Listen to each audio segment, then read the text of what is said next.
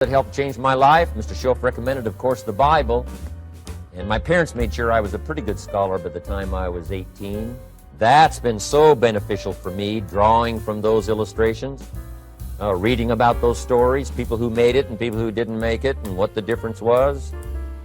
And then other books that helped to really change my life. One called Think and Grow Rich by Napoleon Hill.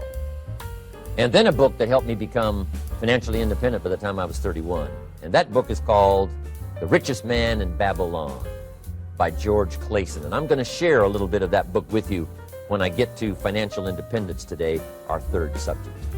But I started reading the books, attending the classes, making sure that I got in front of people that had something good to say. And then I started keeping a journal. One of the major things my teacher taught me was to keep a journal.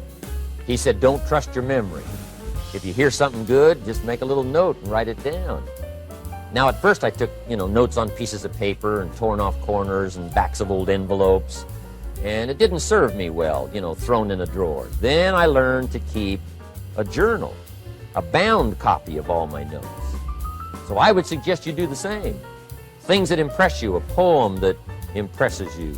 When you attend a class, some of the ideas that impressed you, jot them down. You read something in a magazine, right? Some ideas. Take those out, put them in your journal. Keep a good journal the rest of your life. This will serve you well. My journals make up a significant portion of my own library. And if you saw my library and saw my journals, I tell you what you'd have to say.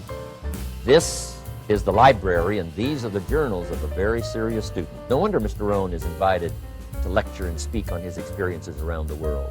So I want the same thing to happen to you. Value captured that you can resort to later, go back over it and review it, and let it become valuable to you. So that's my first subject, personal development. Work harder on yourself than you do on your job.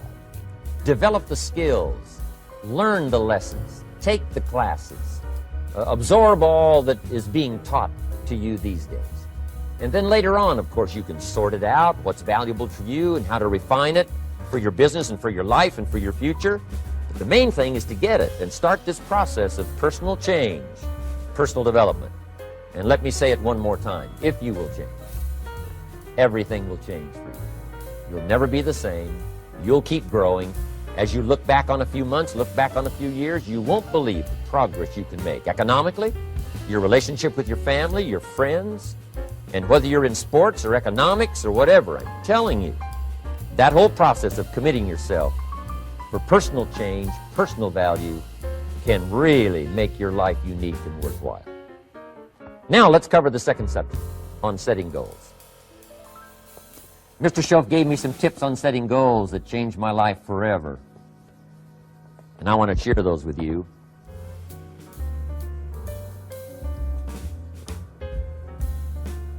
So let's talk about setting goals, and I also want to tie it to personal development, and you'll see how I'm going to do it as I progress here. Setting goals. We need to take a look into the future. There are 4 things to consider in terms of attitude. One is how you feel about the past. Best advice I can give you on that is treat the past as a school. Let it teach you the mistakes you've made, the things that went wrong, the things that didn't work. Don't use the past as a burden to carry, and don't use the past as a club to beat yourself to death. Past losses, past failures, past mistakes. But let the past be a school. Tough school maybe. We've all been through some tough stuff.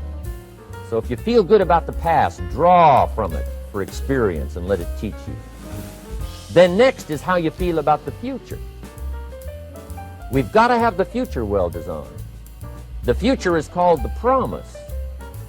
And here's what we teach in our leadership series. The promise of the future can be an awesome force for your own future. The promise of the future, designing the future. There's 2 ways to face the future. One is with apprehension, and the other is with anticipation. I promise you, in my travels around the world, most people face the future with apprehension. And here's why. They don't have it well designed. They've sort of left that up to someone else to fix. But here's the best way to face the future, with anticipation. And you can face the future with anticipation if the future is clear, if the future is well designed. And I would like to have you consider some thoughts with me that help me to really change my future by giving it some thought and some consideration. And here it is. In setting goals, it's very simple. Number one, decide what you want. You just take a little time. You sit down and say, what do I want? What kind of skills do I want? What kind of income do I want for the future? What would I like? Where would I like to go? Places I'd like to visit. Habits I'd like to acquire. Skills I'd like to have. You just take a little time to think about what you want. Economics, friendships, people you'd like to meet, places you'd like to go. You just take some time. And then I suggest, when you've thought about what you want for the future, make a list. Just jot it all down. It's really a very simple process. And then here's number 3. Keep all the old lists. I'm telling you, this served me so well, keeping my old list of goals. I look back now 10, 20 years ago at goals I set, lists I made, and I smile now because here's what I thought was so important, 20 years ago. Now some of those things aren't even on my list. I've got a new list. I've grown. I've changed. I've matured. But I give you that advice. Decide what you want. Number 2, write it down. Number 3, keep the old lists. And then here's number 4. When you get something that's on one of these lists, check it off. Part of the fun of having a list is checking it off. And then if you can add some drama to checking it off, see, that's what really helps. I set a goal to go to Spain many, many years ago. And when I finally made my first trip to Spain, I had that journal with me that had that list in it. And while I had my journal on my lap, waiting for the wheels to touch down in Madrid, I waited until the wheels touched the runway, and I checked it off. Just adding a little drama. So, part of the fun of having a list is checking it off. Now, here's what's important about the lists and designing your future. If the future gets clear, the price gets easier. Because you got to remember, for every promise, there's a price to pay. Everybody's got to pay the price. Everybody's got to do the deal. Everybody's got to do the disciplines. Everybody has to pay. But here's what I've discovered. If the promise is clear and powerful, the price is easy to pay. The price is some classes. The price is a few books. The price is a few disciplines. The price is finding something that'll make your life better, make you grow, make you change, make you develop. So the first part of the key is to design the promise. Then, what is the price to pay? I'm telling you, the price will be easy. Anybody in my audience can pay it, no matter where you are, where you come from. Color doesn't matter, religion doesn't matter, where you grew up doesn't matter, circumstances don't matter. I'm telling you, if you'll make the promise of the future clear for yourself, the things you want, the places you want to go, the things you want to have, the person you want to become, the skills you want, the homes you want, the future you want, the friends you want, all of the values of life that you could possibly want. If you'll make that clear, make those lists, and be serious about it, I promise you it's an easy price to pay. Anybody can pay it. And the best advice I can give you is, if I can do it, you can do it.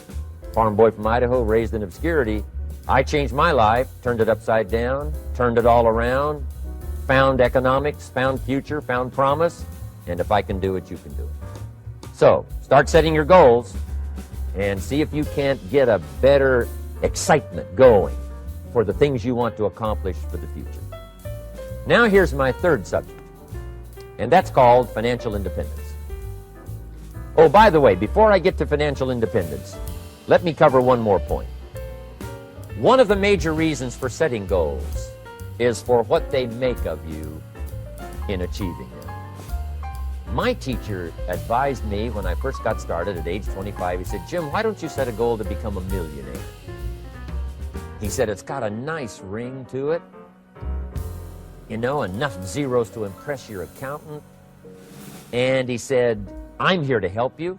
You're only 25 years old. You've been to 1 year of college. You've got a beautiful family, every reason to do it. Why don't you set a goal to become a millionaire? And he said, here's why. And I thought, he doesn't need to teach me why. Wouldn't it be nice to have $1 million? He said, no, then you'll miss it. He said, here's why. For what it will make of you to achieve it. I'm telling you, that statement changed my life. Set the kind of goals that will make something of you to achieve them. He said, now, once you become a millionaire, what's important is not the money. I thought, that's kind of strange teaching. He said, honest, it isn't important. He said, you could just give the money away. Now, I did better than that. I lost it all. By the time I was 31, I was a millionaire. By the time I was 33, I was broke.